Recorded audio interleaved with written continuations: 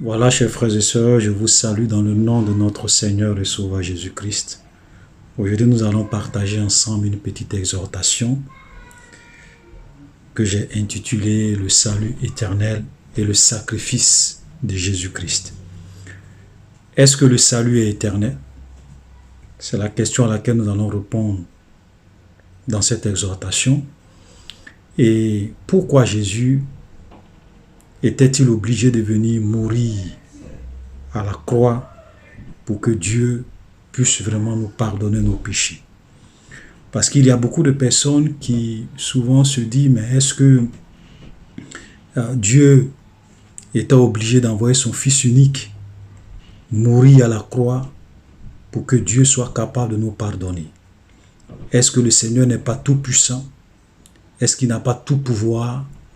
Est-ce qu'il ne pouvait pas simplement prendre une décision dans sa souveraineté pour dire que tous ceux qui reviennent à moi, qui me demandent pardon, qui regrettent les actes et qui me demandent pardon, je les pardonne leurs péchés simplement? Fallait-il que Jésus vienne mourir à la croix, souffrir à la croix pour que Dieu soit capable de nous pardonner? Voilà, donc ça c'est une préoccupation que les gens souvent se posent. Ok, donc nous allons essayer aussi de répondre à cette préoccupation. Concernant le salut éternel, il y a beaucoup de personnes qui croient, certaines personnes qui croient qu'une fois que on est sauvé pour toujours. Ça veut dire que on ne peut plus perdre le salut. Ça veut dire que le salut est éternel pour eux. Donc, une fois que j'accepte Jésus comme mon Seigneur et mon Sauveur, même si je vis dans le mal, même si je vis dans le péché, même si je commets l'adultère, toutes sortes de péchés qu'on peut nommer, le salut ne se perd pas. On est sauvé pour toujours. Et donc, nous allons essayer de voir aussi à la lumière de la parole de Dieu, est-ce que cette doctrine du salut éternel est vraie? Est-ce que c'est biblique? Est-ce que c'est tenable? Frères et sœurs, comme j'ai l'habitude de le dire, nous vivons des temps vraiment un peu sombres. Nous vivons les temps qui sont les derniers. Nous vivons des temps difficiles pour l'Église et pour le corps de Christ. Parce que beaucoup de mensonges, beaucoup de manipulations, beaucoup de faux prophètes sont aujourd'hui dans les églises en train d'opérer, en train de se faire passer pour des vrais hommes de Dieu. Ils séduisent beaucoup de monde. Et donc, ça fait que beaucoup de personnes sont vraiment trompées, sont vraiment séduites. Ok? Beaucoup de personnes ne se rendent pas compte que tout ce qu'ils voient au nom de Jésus, au nom de Dieu, cela ne vient pas de Dieu. Et il y a beaucoup de fausses doctrines aussi également dans l'Église aujourd'hui. Vous savez, comme je le dis souvent, le diable est venu tenter Jésus en prenant des versets dans la Bible. Satan est venu dire à Jésus, il faut te suicider parce qu'il est écrit dans la parole de Dieu que Dieu va donner des ordres à ses anges. Ils vont venir te porter sur leurs mains de peur que ton pied ne heurte contre une pierre. Donc, vous voyez ça? Satan est venu dire à Jésus, jette-toi du haut du temple car il est écrit. Voilà, et il a cité des versets de la parole de Dieu. Mais Jésus connaissait tellement la parole de Dieu qu'il lui a dit, il est aussi écrit. Satan, il est aussi écrit.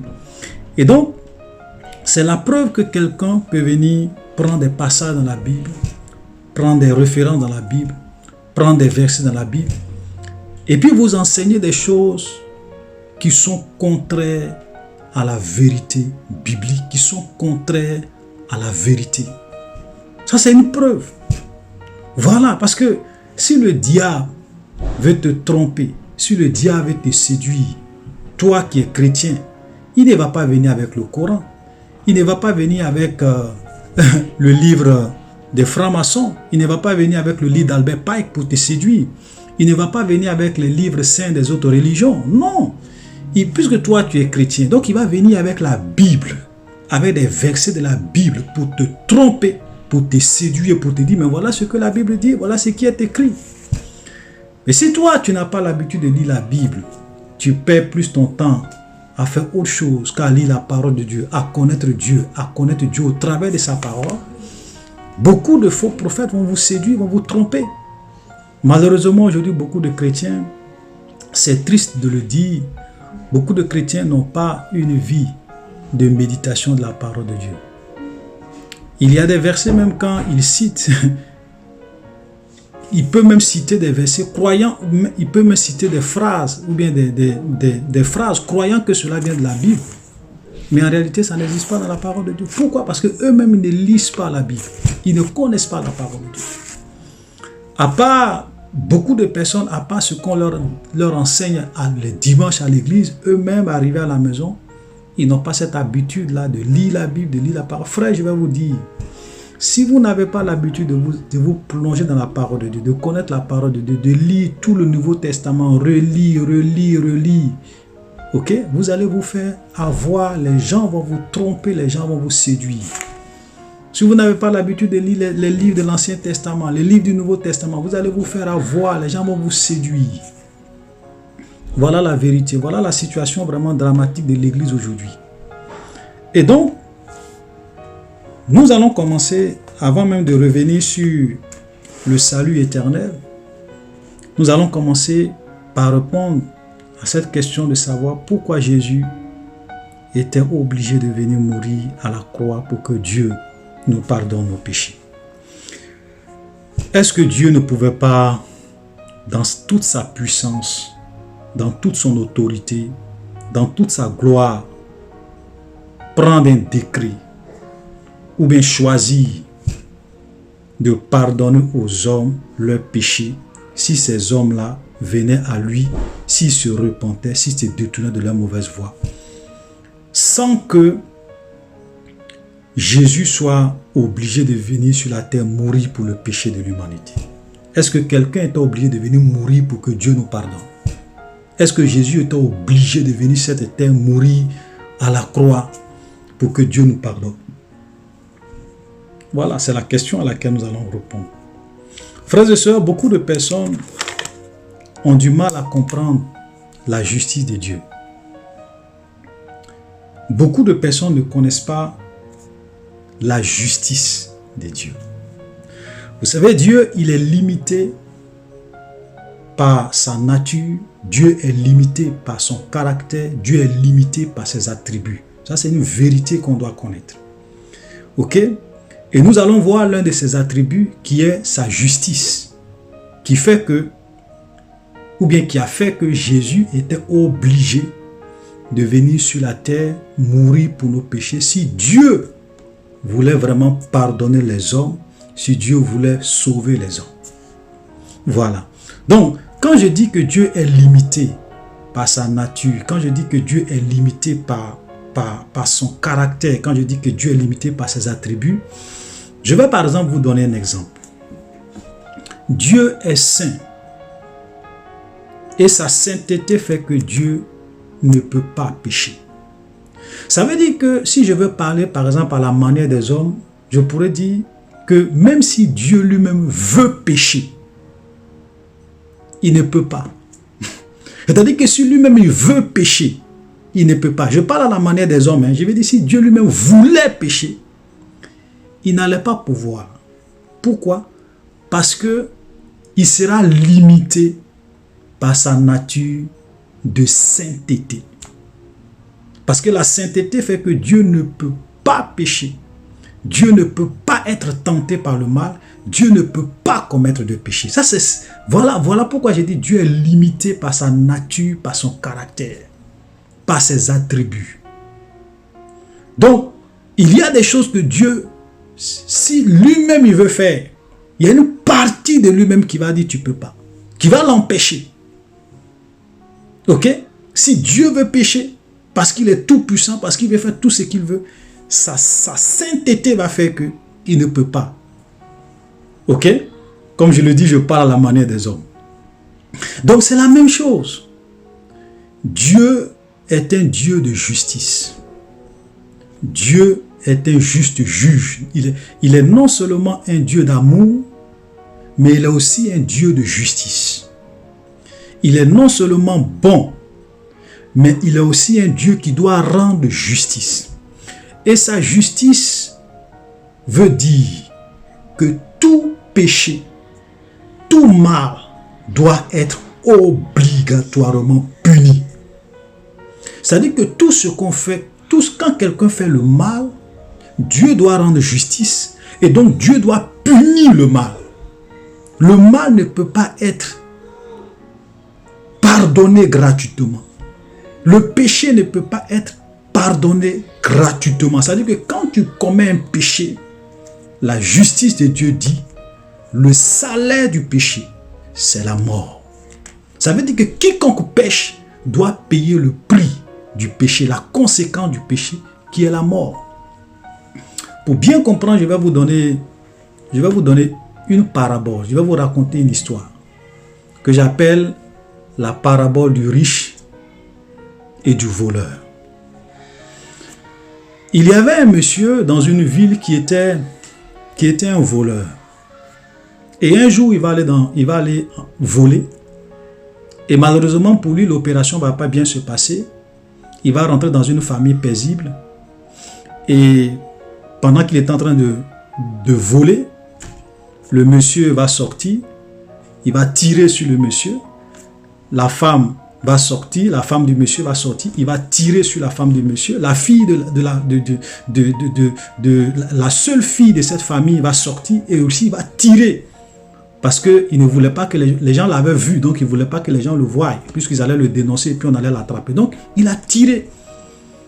Et il était tellement paniqué qu'il a fui et les voisins ont appelé la police. Quand la police est arrivée, malheureusement, la femme était déjà morte. Sa fille était, leur seule fille était déjà morte. Et c'est le monsieur que les gens ont pu prendre et ils l'ont envoyé à l'hôpital. Ils ont pu sauver sa vie. Et après la convalescence du monsieur, ils sont venus à la maison. La police a récupéré la caméra qui était dans leur salon, qui a tout filmé la scène. Et ils ont pu voir le visage du voleur. Donc ils ont mené leur enquête et ils ont mis la main sur le voleur. Et devinez quoi? Le voleur, c'était le fils unique du juge, du grand juge de tout le pays. Le juge, et c'était un juge qui était très strict, qui était très honnête, qui rendait justice, qui appliquait la loi. Et dans la loi de leur pays, un vol à main armée suivi de meurtre, c'est la condamnation à mort. Ça veut dire que la personne doit être pendue. Et quand ils vont en fournir toutes les preuves au juge, il va se rendre compte que vraiment c'est son fils.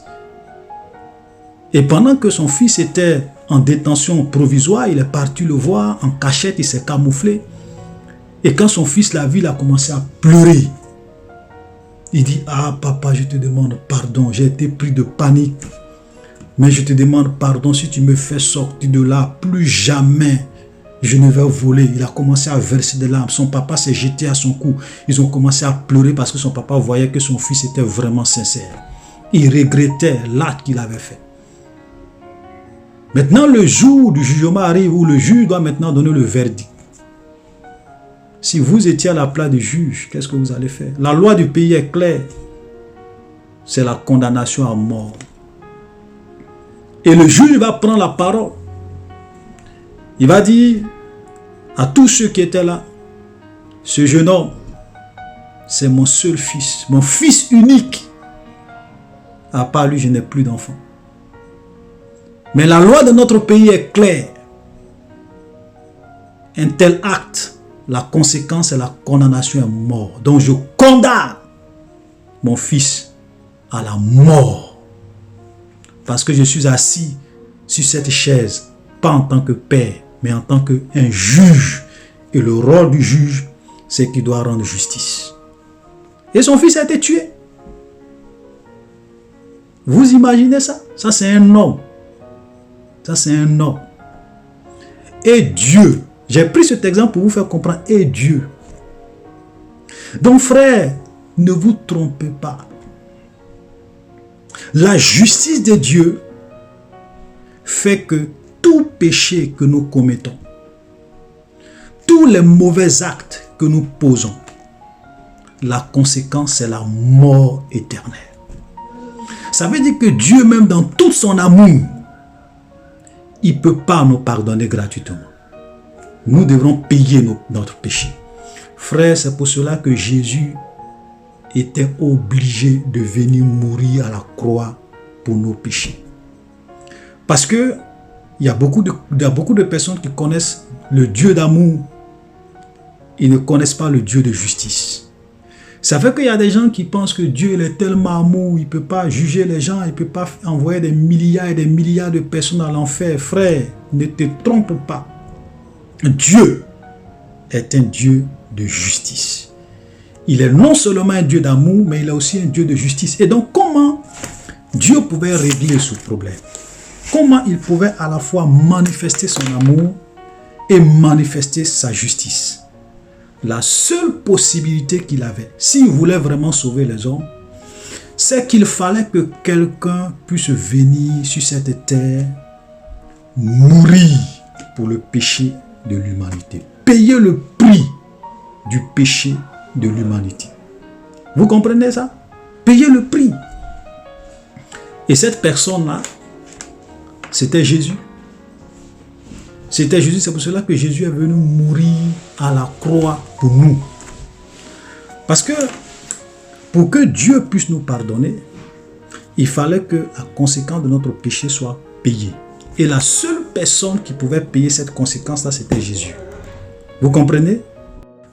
Voilà, donc pourquoi la seule personne qui pouvait vraiment venir payer le péché, le prix du péché des hommes, le prix du péché de toute l'humanité, ne pouvait être que Dieu lui-même. Parce que souvent, nous disons que Jésus est Dieu. Les gens disent, mais comment Dieu lui-même peut-il venir mourir pour le péché des hommes? Pourquoi? L'une des raisons, je vais vous dire pourquoi. Pourquoi est-ce que c'était Dieu lui-même qui pouvait venir payer le péché pour les hommes? Parce que une seule personne, un être limité, une seule personne en tant qu'un être limité, ne peut à la rigueur que mourir pour une autre personne, une seule personne. Ça veut dire que moi, en tant qu'un homme, en tant qu'un être limité, je peux mourir pour une seule personne. C'est-à-dire que si je suis juste, si je suis sans péché comme Jésus, si je suis irréprochable, je ne peux mourir que pour une seule personne.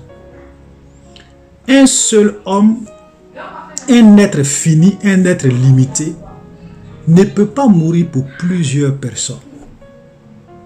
Et puis un être limité ne peut pas aussi venir payer le prix du péché qui est quoi? L'éternité dans un feu éternel. C'est-à-dire qu'un être limité, un être fini, qui doit payer le prix du péché pour l'infini. Parce que l'éternité, c'est l'infini. Et donc, comment un être fini, un être limité, peut venir mourir pour des milliards d'êtres limités, ok, dans un feu, et la conséquence de leur péché qui était l'éternité à l'enfer. C'est pour cela que, chers frères et sœurs, cela est impossible. Les anges sont des êtres limités, donc ils ne pouvaient pas venir mourir pour le péché des hommes. C'est impossible. Un homme est un être limité, il ne pouvait pas venir mourir pour le péché de ses semblables. C'est impossible. Donc le seul être qui pouvait venir mourir pour un temps limité pour des hommes, il fallait un être infini. Et le seul être infini qui existe dans tout l'univers, c'est Dieu seul. Dieu est infini. Et donc un être infini qui vient mourir, qui vient payer le prix du péché, même si c'est pendant 2 heures, même si c'est pendant 3 heures à la croix, et qu'il verse son sang et qu'il souffre pendant 3 heures, du fait qu'il est un être infini, son sacrifice est capable et efficace pour pardonner le péché des êtres finis pour l'infini dans un feu. Frère, voilà la vérité. C'est pour cela que seul Dieu était le seul qui était capable de venir lui-même prendre une forme humaine, se lier à notre humanité, verser son sang. Parce que la Bible dit que pour que le péché soit pardonné, il faut que le sang verse. Lui seul pouvait venir verser son sang, un sang pur, pour que le péché des hommes soit pardonné. Frère, c'est pour cela que Jésus, c'est l'une des raisons qui fait que Jésus ne pouvait être que Dieu. Jésus ne pouvait être que Dieu. Vous voyez? Donc, toute autre religion qui vient proposer aux hommes le pardon de leurs péchés gratuitement, sans que le prix de ce péché-là ait été payé, ils adorent un Dieu qui est peut-être un Dieu d'amour, mais ce n'est pas un Dieu de justice. Ce n'est pas un Dieu qui est juste. Parce qu'un Dieu juste, un Dieu de justice, ne peut pas pardonner le péché gratuitement. Le pardon gratuit n'existe nulle part. C'est pour cela que Dieu ne pouvait pas prendre un décret, une décision dans sa souveraineté pour dire, parce que je suis tout puissant, je décide que tous les hommes qui viennent me demander pardon, leurs péchés sont pardonnés. Frère, c'est impossible. Dieu ne peut pas pardonner le péché gratuitement. Sa justice dit, le salaire du péché c'est la mort. Tous ceux qui pêchent doivent mourir. Voilà la vérité. Voilà la vérité. Donc Jésus, Dieu étant obligé, il était obligé d'envoyer son Fils unique pour payer le prix du péché pour que les hommes soient sauvés. C'est pour cela que la Bible nous dit dans Jean 13, 16 que car Dieu a tant aimé le monde qu'il a donné son Fils unique afin que quiconque croit en lui ne périsse point, mais qu'il ait la vie éternelle. Donc, chers frères et sœurs, voilà ce que nous pouvons dire sur cette préoccupation. Pourquoi Jésus était obligé de venir mourir à la croix pour que les hommes soient sauvés. Jésus était obligé de venir mourir à la croix. Si Dieu, le Dieu saint, le Dieu de justice, voulait vraiment rendre justice, pour que les hommes soient capables d'être sauvés. Donc quand Jésus vient sur la terre et qu'il a fini de payer le prix, qu'il a versé son sang, maintenant il propose ce deal à tout le monde. Il dit, écoutez, vous étiez condamnés à aller à l'enfer. Parce que le Dieu de justice ne pouvait pas, parce qu'il est juste, il ne pouvait pas vous pardonner gratuitement. Donc moi je viens, je paye le prix pour vous. Je donne ma vie pour vous. Ce que vous devrez subir pendant l'éternité à l'enfer, moi je le subis à votre place. Désormais, si vous croyez en moi, si vous croyez en l'œuvre que j'ai faite, si vous m'acceptez comme votre Seigneur, votre Sauveur, que vous êtes prêt à changer de vie, à obéir à ma parole, à abandonner le mal, le péché, à m'accepter dans votre cœur, vos péchés sont pardonnés parce que j'ai payé le prix. Mais si vous refusez d'accepter ce que j'ai accompli pour vous à la croix, vous allez vous-même vous allez aller payer la conséquence de vos péchés, qui est l'éternité dans un feu éternel. Voilà la vérité, frère. Voilà la vérité. Voilà, donc, maintenant le problème, c'est que Dieu ne force pas les gens. Dieu ne force pas. C'est-à-dire que Dieu n'est pas un dictateur. Il te dit, voilà ce que j'ai fait pour toi. Si tu veux être sauvé, voilà. Si tu veux, tu laisses. Voilà. Donc, quand nous acceptons Jésus, nous nous demandons pardon. Tous nos péchés antérieurs sont pardonnés. Tout ce que nous avons fait comme mal, son sang nous lave de tous ces péchés. On n'a rien fait. Mais parce que lui, il a payé le prix, Dieu maintenant, sa justice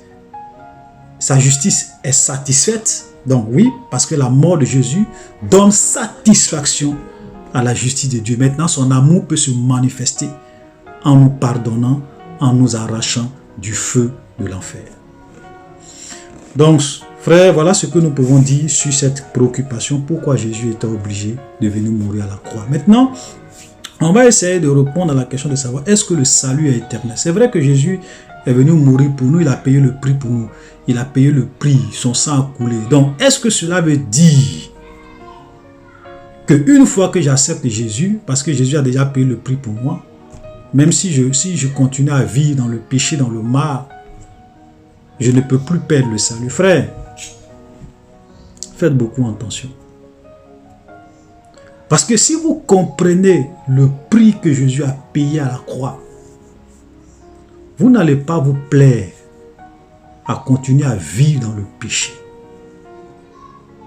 Si vous voyez le prix que Jésus a payé, si vous voyez la gravité du péché, pour connaître la gravité du péché, comme un homme de Dieu le disait, il dit, il y a 2 endroits où il faut regarder pour savoir combien de fois le péché est grave. Combien de fois le péché est grave? Le premier endroit qu'il faut regarder, c'est le jardin d'Éden. Dieu a dit à l'homme, le jour que tu vas manger l'arbre de la connaissance du bien et du mal, tu vas mourir. Voilà. L'homme a désobéi, mais regardez, à cause d'une question de nourriture, un ordre que Dieu a donné, auquel l'homme a désobéi, ok? Dieu a chassé l'homme, il a maudit la terre. Vous voyez la conséquence? Un seul péché. Adam n'a même pas commis 2, 3 péchés. Adam n'a pas tué quelqu'un. Adam n'a pas tué quelqu'un. Il allait manger un arbre, le fruit d'un arbre que Dieu lui avait interdit de manger. Ce petit péché-là, regardez les conséquences. La mort, le chaos, tout ce que vous imaginez dans ce monde aujourd'hui, c'est la conséquence de ce péché. Et le deuxième endroit où il faut regarder, c'est la croix. Regardez le prix que Jésus est venu payer pour que ce Dieu-là soit capable de nous pardonner. Frère, la mort de Jésus à la croix, ce n'est pas le physique, ce n'est pas les douleurs physiques. Non. Étienne a été tué. Regardez, Étienne même, il était content, même quand on le lapidait à mort. Il a levé les yeux, il était content. Il dit, je vois le ciel ouvert. Et beaucoup de personnes sont mortes en martyrs de façon digne. Ils n'ont pas eu peur. Ils n'ont pas rechigné. Mais quand Jésus devait aller à la croix, vous avez vu comme la prière qu'il a fait dans le jardin de Gethsémani. Comment il a agonisé. Il disait, Seigneur, si cette coupe pouvait s'éloigner de moi. Vous pensez que c'est la douleur physique? Vous pensez que ce sont les douleurs physiques? Frère, non. Parce que ce que Jésus devrait payer à la croix, frère, ce n'est pas une histoire de douleur physique. Ça allait au-delà. Parce que ce qu'il devrait subir, c'était pour le salaire la mort dans un feu éternel. La conséquence du péché qui est la mort dans un feu éternel. C'est pour cela que, frère, ce que Jésus a subi à la croix, humainement parlant, on ne peut pas comprendre. La souffrance, ce qu'il a subi, humainement parlant, on ne peut pas comprendre. Parce que nous, on regarde souvent les films où les gens frappent Jésus, son corps est flagellé, le sang sort, on est ému de compassion. Mais ce n'est pas ça. Ça va au-delà de ça, frère. C'est la vérité. Donc le péché est grave. Et donc tous ceux qui pensent que, parce que Jésus, ils ont accepté Jésus, ils peuvent continuer à vivre dans le péché, vous êtes en train de commettre une erreur très grave. Et nous allons prendre un passage, parce que je ne vais pas faire long. On va juste ensemble lire un passage qui va un peu... ce passage-là met en garde, en quelque sorte, ce passage-là met en garde contre tous ceux qui croient en la doctrine du salut éternel. Tous ceux qui croient que quand on est sauvé pour toujours, peu importe la manière dont on vit. Ce passage-là, c'est un passage qui nous met en garde contre ça. Regardez, ce passage se trouve dans 1 Corinthiens chapitre 10, à partir du verset 1er. Voilà ce que la Bible dit. Frères, je ne veux pas que vous ignoriez que nos pères ont tous été sous la nuée et qu'ils ont tous passé au travers de la mer, qu'ils ont tous été baptisés en Moïse dans la nuée et dans la mer, qu'ils ont tous mangé le même aliment spirituel, qu'ils ont tous bu le même breuvage spirituel, car ils buvaient à un rocher spirituel qui les suivait, et ce rocher était Christ. Ce que Paul est en train de dire aux Corinthiens, il est en train de parler de l'histoire des Juifs, les Juifs qui étaient en Israël, en Égypte, en esclavage en Égypte, et Dieu est venu les libérer. Il leur dit, nos pères, ont tous été sous la nuée, qu'ils ont tous passé au travers de la mer, qu'ils ont tous été baptisés en Moïse dans la nuée et dans la mer, qu'ils ont tous mangé le même aliment spirituel, qu'ils ont tous bu le même breuvage spirituel. Vous imaginez, Dieu allait les sauver en Égypte. Nous aussi, nous étions dans le monde qui est l'image d'Égypte. Dieu allait nous sauver. Nous avons entendu l'évangile. Nous avons accepté Jésus-Christ comme notre Seigneur et notre Sauveur. Et nous sommes venus à Jésus. C'est la même chose. Les Israélites étaient aussi en esclavage en Égypte. Dieu allait les sauver pour les envoyer, pour les amener à lui. Donc, et même regardez ce que ce verset, ils ont tous été baptisés. Ils ont accepté le message de Jésus, de Moïse, ils ont cru au message de Moïse, au message de Dieu, au travers de Moïse. Ils ont été baptisés par la mer Rouge. Ils ont mangé le même aliment spirituel. Ils ont eu les lois de Dieu, les commandements de Dieu. Ils ont reçu la parole de Dieu. Ils ont cru au message de Moïse. Vous comprenez ça? Mais regardez ce que le verset 5 nous dit. Mais la plupart d'entre eux ne fut point agréable à Dieu, puisqu'il périt dans le désert. Vous comprenez ça? Ça veut dire que Dieu les a sauvés. Maintenant, quand ils étaient maintenant dans le désert, au lieu de changer de vie, au lieu de changer de comportement, au lieu d'obéir à la parole de Dieu, ils se sont laissés aller. Et la Bible dit qu'ils n'ont pas été agréables à Dieu. Ils sont morts dans le désert. Et quand on lit l'histoire d'Israël, on voit combien Dieu a détruit beaucoup d'entre eux. Ils sont morts par milliers à cause de leur péché dans le désert.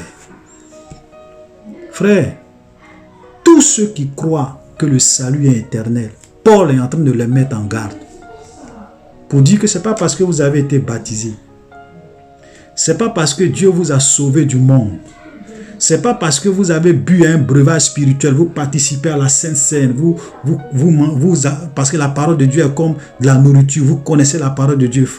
Ce n'est pas parce que vous avez été baptisé que vous avez tout ça, que votre salut est garanti. Parce que même les Juifs ont fait pareil, mais ils ont péri dans le désert. Plusieurs ont péri dans le désert. Voilà la mise en garde de Dieu. Et regardez ce que le verset 6 nous dit. 1 Corinthiens chapitre 10, le verset 6. « Or, ces choses sont arrivées pour nous servir d'exemple, afin que nous n'ayons pas de mauvais désirs, comme ils en ont eu. Ne devenons point idolâtres comme quelques-uns d'entre eux, selon qu'il est écrit, le peuple s'assit pour manger, pour boire, puisqu'ils se levaient pour se divertir. Ne nous livrons point à l'impudicité, comme quelques-uns d'entre eux s'y livraient, de sorte qu'il en tomba 23 000 en un seul jour. » Vous imaginez? Ils se sont livrés à l'impudicité, à l'idolâtrie, au péché, et en un seul jour, il y a 23 000 Juifs qui sont morts, détruits par Dieu.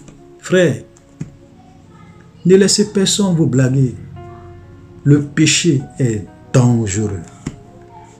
J'écoutais souvent, je ne sais pas, un débat avec un faux pasteur en Côte d'Ivoire du nom de Gédéon de la Kétouva, qui dit aux gens que le salut est éternel. Et qui prend des exemples pour tromper les gens, pour faire croire aux gens que oui, si tu es chrétien, c'est fini. Si tu veux, il faut aller sortir avec des prostituées, il faut aller faire tout ce que tu veux. Tu es sauvé. Le salut est éternel. Frère, ne laissez pas ces faux pasteurs comme Gédéon vous conduire à la mort éternelle. La parole de Dieu est claire. La Bible dit ce qui est arrivé aux Juifs là, ça leur est arrivé pour nous servir d'exemple. Et la Bible cite l'idolâtrie, l'impudicité, et voilà, les mauvais désirs. Ils se sont levés pour se divertir, pour manger, pour boire, pour se livrer à toutes sortes d'orgies. Et en un seul jour, 23 000 personnes ont été tuées. Voilà le Dieu que nous adorons, le Dieu qui est saint et qui ne badine pas avec le péché. Frère, voilà la vérité. Voilà la vérité. Le salut n'est pas éternel parce que quand Paul écrit aux Corinthiens, les Corinthiens ne sont pas des païens. Paul n'est pas en train d'écrire aux païens. Vous imaginez Paul en train de s'adresser à des gens qui ont accepté Jésus, qui ont cru en Jésus, qui suivent Jésus. Il a dit, frère, c'est un exemple pour vous, pour dire que vous avez été sauvés, mais faites attention, parce que si vous continuez à avoir des mauvais désirs, à vivre dans l'idolâtrie, dans l'impudicité, dans l'adultère, dans le mensonge, dans le péché, Dieu aussi va vous détruire, comme il a détruit les Juifs dans le désert. Voilà la vérité. Et la Bible continue encore en citant les péchés. Hein. Ne nous livrons point à l'impudicité. On a déjà le verset 9. Ne tentons point le Seigneur comme le tentaient quelques-uns qui périssent par les serpents. Ne murmurons point comme murmuraient quelques-uns qui périssent par l'exterminateur. Ces choses, verset 11, regardez, verset 11 encore, ces choses leur sont arrivées pour servir d'exemple. Et elles ont été écrites pour notre instruction à nous qui sommes parvenus à la fin des siècles. Vous comprenez ça? Paul dit que ces choses leur sont arrivées pour nous servir d'exemple. Elles ont été écrites pour notre instruction à nous qui sommes parvenus à la fin des siècles. Ils ont été baptisés. Ils ont cru au message de Moïse. Dieu les a sauvés de l'Égypte. Mais arrivés dans le désert, ils ont continué à vivre dans le péché. Dieu les a détruits. Et l'apôtre Paul dit que ça doit être un exemple pour nous. Frère, je ne veux pas être long. Je pense que l'exemple, ce texte que nous venons de lire est clair. Ceux qui veulent connaître la vérité vont connaître la vérité. Ceux qui veulent changer vont changer. Parce que, voyez-vous, Dieu ne force personne. Même tout ce que je viens de dire, tu n'es pas obligé de croire. Tu n'es même pas obligé de me croire. Tu es libre de vivre la vie que tu veux.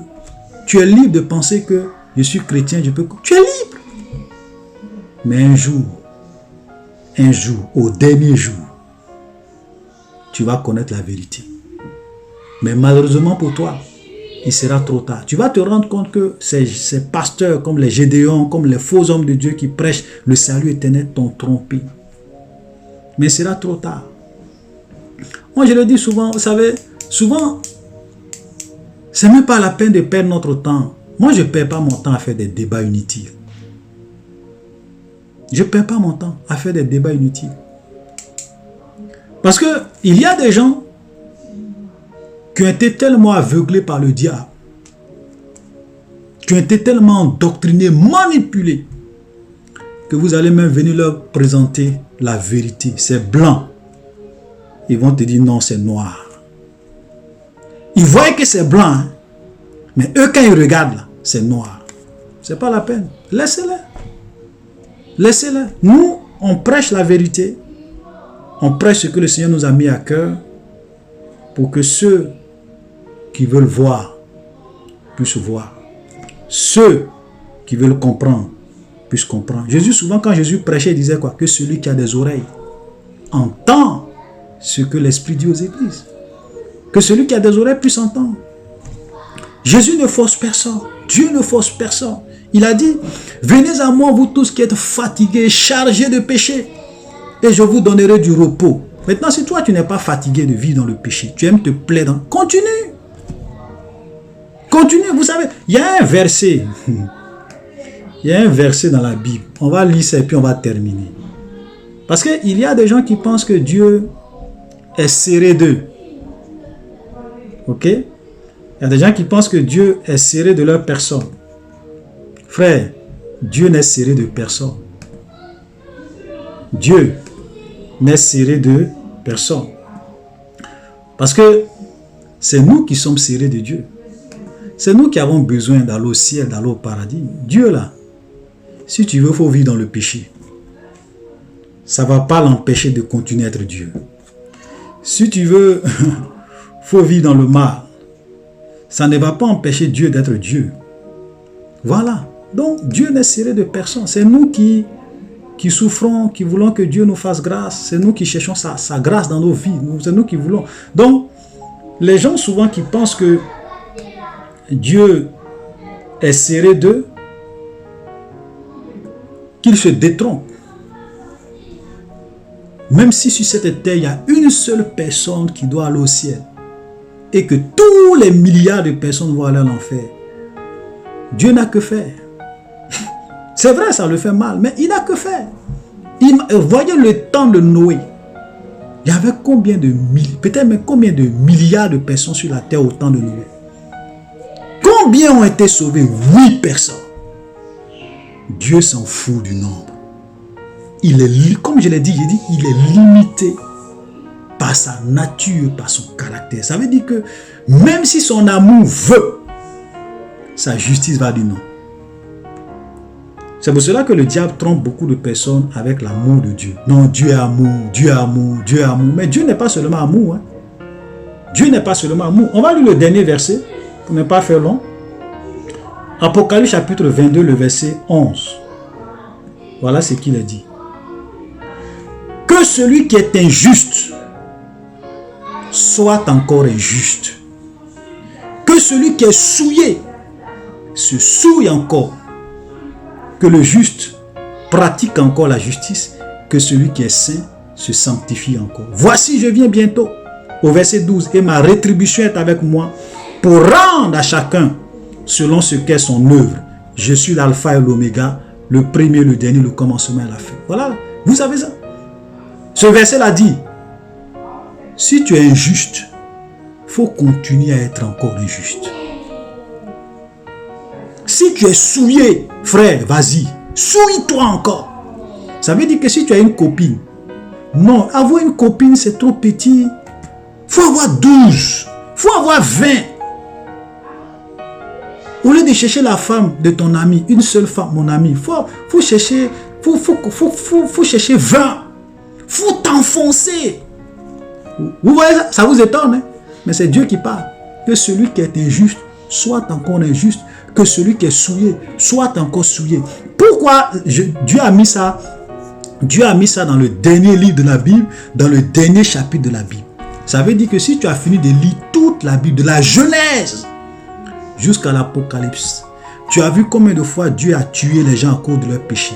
Tu as vu le déluge, tu as vu la conséquence que Jésus a payée. Tu as vu toutes les exhortations qui sont dans la parole de Dieu pour te dire, il faut te sanctifier, il faut craindre Dieu. Sans la sainteté, nul ne verra Dieu. Jusqu'à tu es arrivé dans le dernier livre de la Bible, tu es arrivé dans le dernier chapitre de la Bible, tu n'es toujours pas convaincu que tu dois arrêter de pécher, que tu veux continuer à pécher, mon frère, vas-y, ne t'arrête pas. Fonce! Ce que tu faisais là, les péchés que tu commettais là, c'est trop petit. Il faut faire encore plus. Mais sache une chose, Jésus dit, ma rétribution est avec moi. Ma récompense est avec moi pour rendre à chacun selon ses œuvres. Frères et sœurs, Dieu n'est pas serré de nous. C'est nous qui sommes serrés de Dieu.